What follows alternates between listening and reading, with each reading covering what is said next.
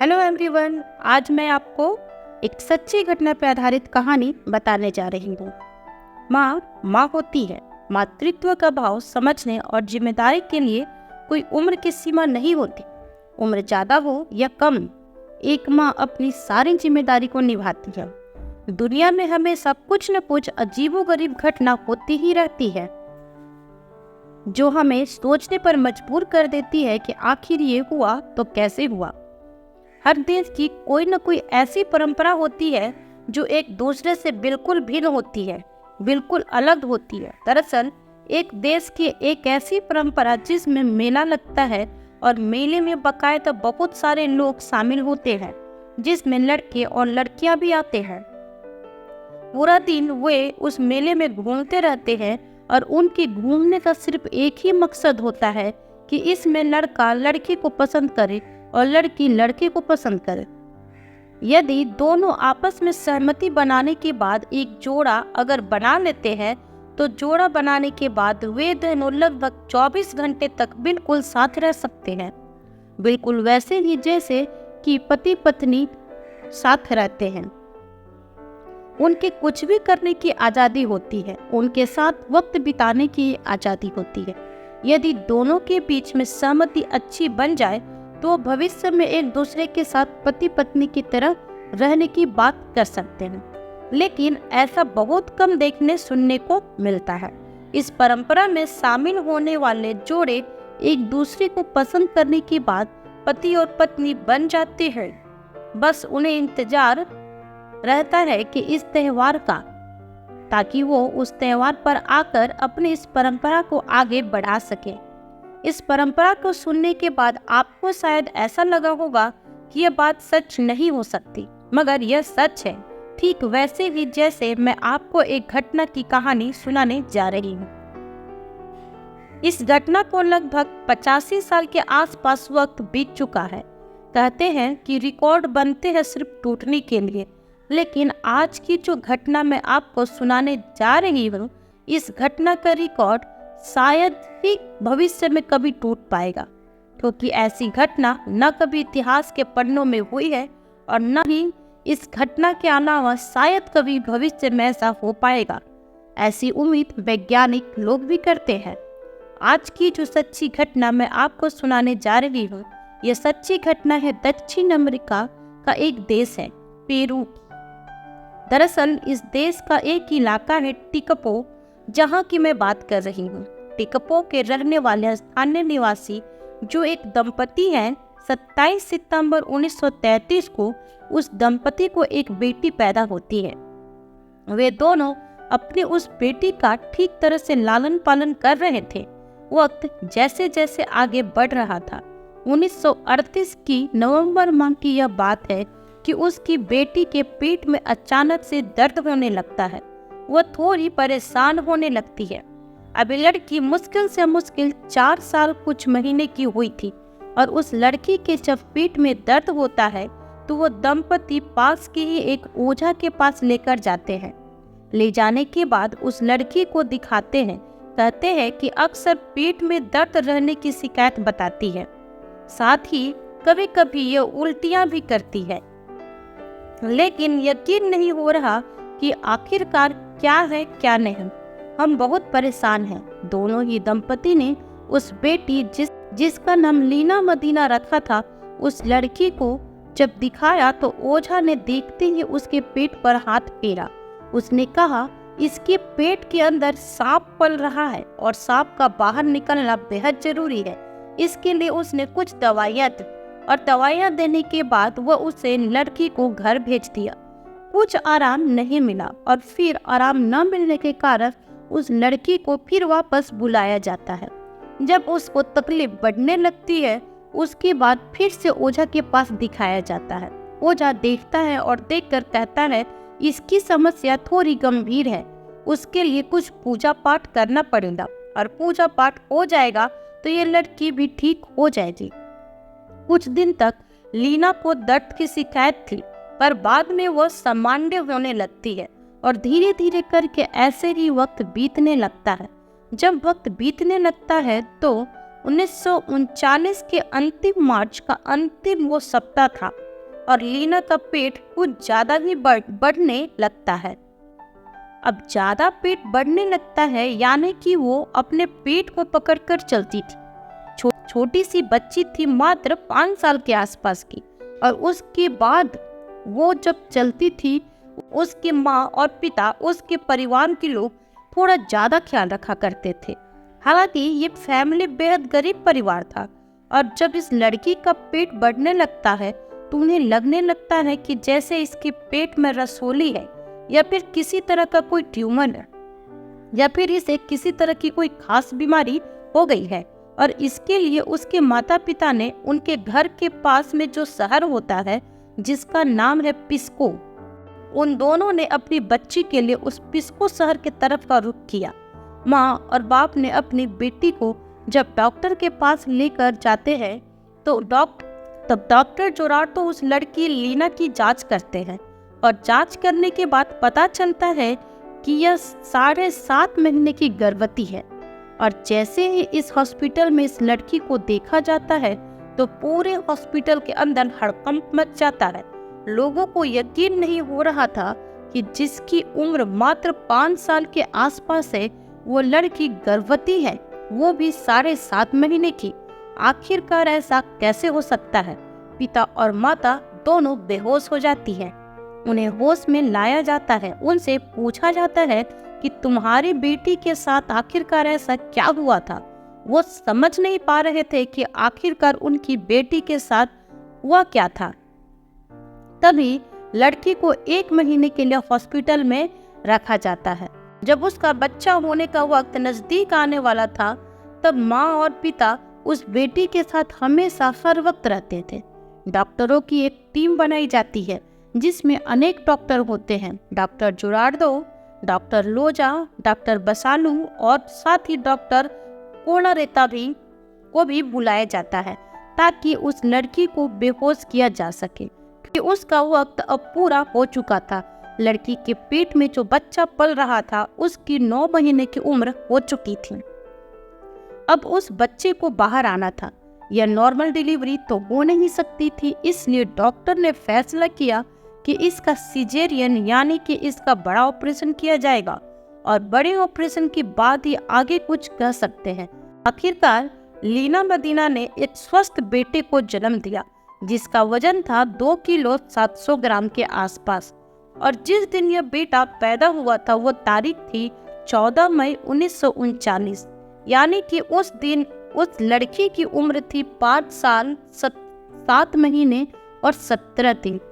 जैसे ही यह हॉस्पिटल से ये खबर बाहर शहर में फैल जाती है तो लोगों को यकीन नहीं हो रहा था। उस दौर में जिस तरह की मीडिया होती थी, प्रिंट मीडिया का वो दौर था। प्रिंट मीडिया के पत्रकारों का जमघट लग जाता है, और यह जानने के लिए कि आखिरकार ऐसा कैसे हो सकता है, वैज्ञानिकों की टीम भी इस हॉस्पिटल में आती है।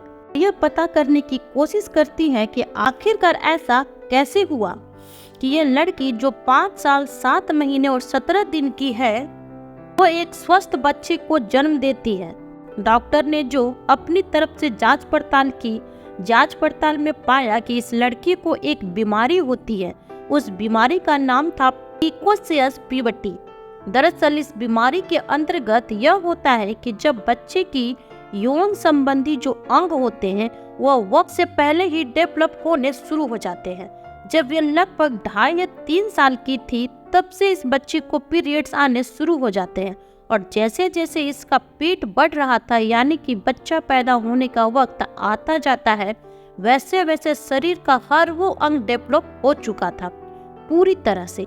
इसलिए डॉक्टर को यकीन नहीं हो रहा था, पहले तो उसकी उम्र को लेकर, और बाद में जब बच्चा हो जाता है तो यकीन नहीं हो रहा था कि आखिरकार ऐसा कैसे हो सकता है। मीडिया में जब खबर प्रकाशित होती है, प्रिंट मीडिया के अखबारों में जब खबर आती है तो अखबारों की खबर देखने के बाद पुलिस वाले इस हॉस्पिटल में पहुंचते हैं, और पहुंचने के बाद जो लड़की के पिता होते हैं उसको गिरफ्तार कर लेते हैं, और गिरफ्तार करने के बाद इसकी जांच करते हैं। उससे पूछा भी जाता है पूरी सख्ती से, हर तरीके से उससे पूछा जाता है कि क्या तुम अपनी बेटी के साथ शारीरिक शोषण कर रहे थे, क्या इसका लगातार बलात्कार कर रहे थे, पिता का रो रो कर बुरा हाल हो जाता है। वह कहता है कि मैंने अपनी बेटी के साथ ऐसा कुछ नहीं किया है जैसा तुम समझ रहे हो। तभी डॉक्टरों की टीम के माध्यम से उस लड़की को और उस व्यक्ति का ब्लड सैंपल लिया जाता है और सैंपल लेने के बाद उसकी डीएनए जांच कराई जाती है और उस बच्चे की भी जांच कराई जाती है। तो पता चलता है कि वह सैंपल मैच नहीं कर रहा है, यानी पिता बेकसूर था। उसको गर्भवती करने में उसका कोई हाथ नहीं था।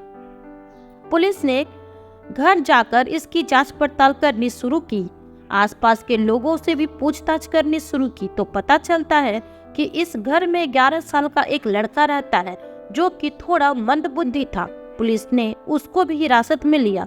उसकी भी जांच पड़ताल की गई, लेकिन वो भी बेकसूर निकला और आसपास के जितने भी घर थे जिन पर ज्यादा शक था उनको भी हिरासत में लेकर ये जांच पड़ताल की गई। आखिरकार किसी ने इस लड़के का कोई रेप तो नहीं किया था, इसके साथ कोई बलात्कार तो नहीं हुआ था, लेकिन जितने लोगों से भी बातचीत की जाती थी, जितने लोगों के भी जांच पड़ताल की जाती थी, उस सैंपल से या वह सैंपल जो लेने वाला सैंपल होता है क्या अन्य लोगों का वह मैच ही नहीं कर रहा था।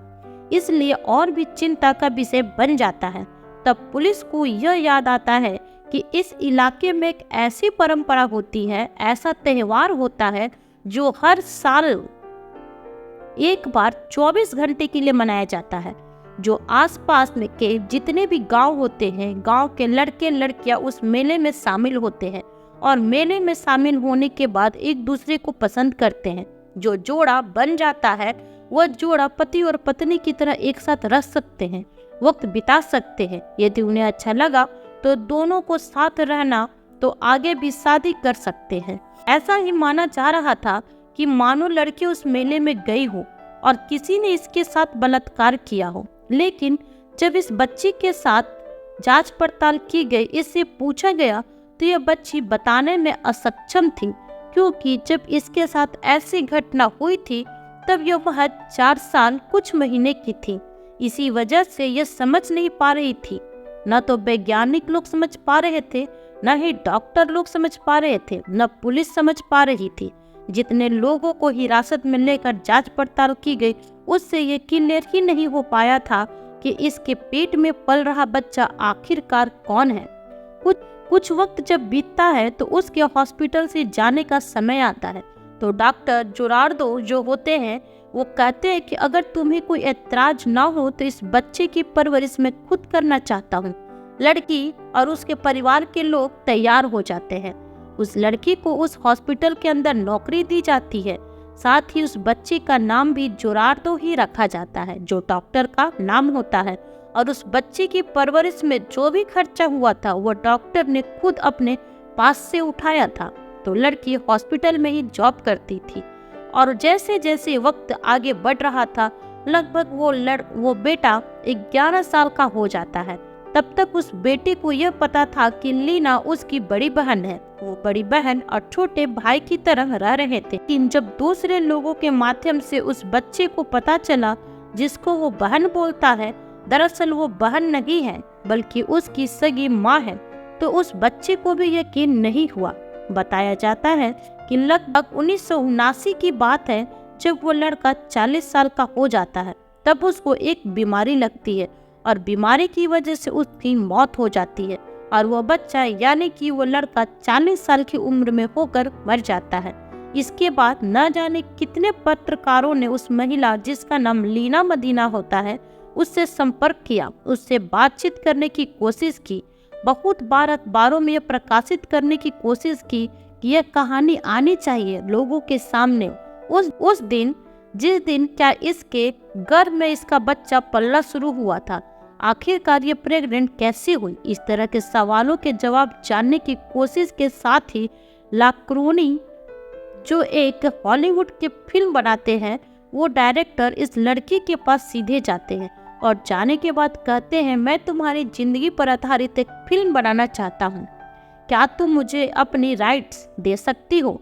इस लड़की ने बात करने से साफ इनकार कर दिया। इसने उस घटना के बारे में बताने से इनकार कर दिया कि आखिर क्या हुआ था। डॉक्टरों की टीम से जब ये बातचीत की जाती है, जो डॉक्टर ऑपरेशन करने में शामिल थे, तो उन्होंने कहा कि जब इसके साथ इस घटना को अंजाम दिया गया होगा तब इस बच्चे को खुद भी याद नहीं था कि आखिरकार इसके साथ किसने क्या किया है और वह कौन था उसके साथ। तो इसलिए इतिहास के पन्नों में एक घटना तो यह दर्ज हो जाती है कि 5 साल 7 महीने और 17 दिन की वो लड़की माँ बन जाती है और उससे उस बच्चे की परवरिश भी की थी। खुद बच्ची होकर भी अपना बच्चा पाला लीना ने। हालांकि कुछ साल बीतने के बाद उसकी शादी होती है, उसको एक और बच्चा होता है, लेकिन उसके बाद उसके बारे में ज़्यादा कोई रिकॉर्ड नहीं है।